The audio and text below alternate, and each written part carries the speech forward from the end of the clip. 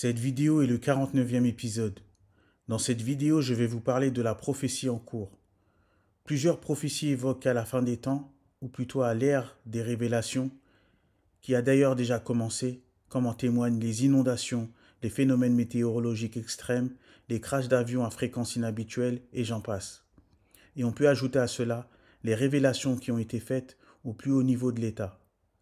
Qu'un homme viendrait pour mettre fin au régime en place pour restaurer un ancien régime semblable à la monarchie de ses ancêtres.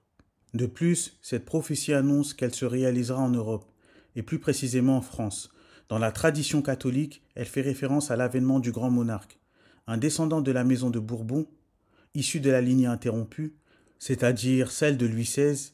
Plus précisément, il serait un descendant de Louis XVII qui, contrairement à ce que rapporte l'histoire officielle, ne serait pas mort à la prison du Temple en 1795.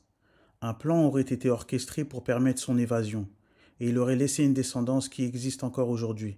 C'est ce descendant qui viendrait libérer la France.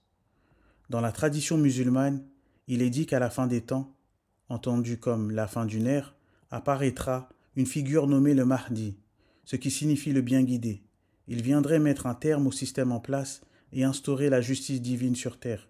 Il établirait alors un régime appelé le califat, qui s'apparente également à une forme de monarchie.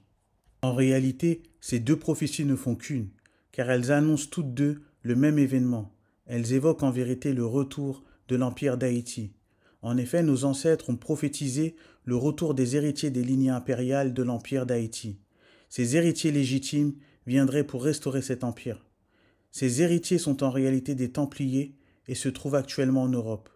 Contrairement à ce que rapporte l'histoire officielle, les Templiers n'ont jamais disparu en 1312. Il est important de savoir que l'histoire des Templiers, telle qu'elle est racontée dans les livres et autres sources officielles, a été entièrement falsifiée.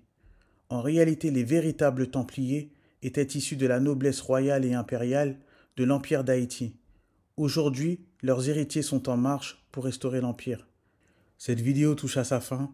Je vous invite à suivre le compte Les Arrivés que vous voyez affiché à l'écran et sachez que nul ne peut combattre la vérité.